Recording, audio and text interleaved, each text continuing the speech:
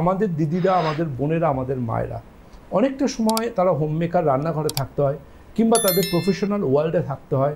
মা দশভুজার মতো 10টা হাত দিয়ে তাদেরকে কখনো দায়িত্বশীল মা হিসেবে রাত্রে সন্তানকে খাইয়ে দিতে হয় অফিস থেকে ফিরে এসে, আবার কখনো বা তাদের গুরুত্বপূর্ণ দায়িত্বপূর্ণ নিজেদের প্রফেশনাল কাজও তাদেরকে মেনটেন করতে হয়।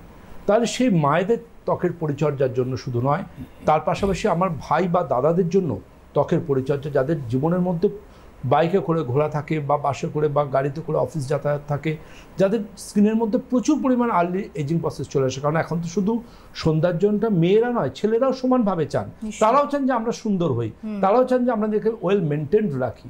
সেটুকুর জন্য কিন্তু আমি বারবার করে বলবো, সারাদিনের ত্বকের যত্নটা ভীষণ গুরুত্বপূর্ণ। তার জন্য কিন্তু স্নানটা ভীষণ ইম্পর্ট্যান্ট।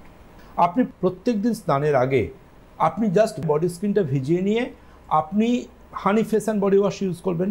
আপনি হানি face and body wash use করবার পর আপনি কিন্তু 5টা মিনিট রেখে ভালোভাবে ধুয়ে নেবেন নিষদুষ্ণ জলে, খুব গরম জলে নয়। তারপরে কিন্তু আপনাকে ইউজ করতে হবে অঙ্গশ্রী স্ক্রাব। অঙ্গশ্রী স্ক্রাব এমন একটা গুরুত্বপূর্ণ স্ক্রাব যেটা ফুল বডিতে ভিজে ত্বকে জাস্ট ক্রিমের মতো মাসাজ করতে হয়, ক্রিমের মতো। এবং মুখ, হাত, গলা, পা সব জায়গায়, এবং যেখানে যেখানে দেখবেন খুব ড্রাই হয়ে যায়, আমাদের পেশেন্টরা ক্লিনিকে বলেন পদ্ম কাটার মতো হয়ে যায়, ছোট ছোট ছোট ছোট ঘামাচির মতো হয়ে যায়।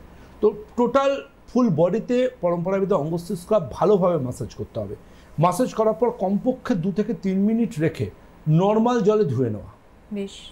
এবং এই যে নর্মাল জলে তিনি ধুয়ে নিলেন, তারপরে কিন্তু কিচ্ছু নয়, জাস্ট স্নান করে হালকা একটা টাওয়াল দিয়ে মুছে তিনি বেরিয়ে আসুন।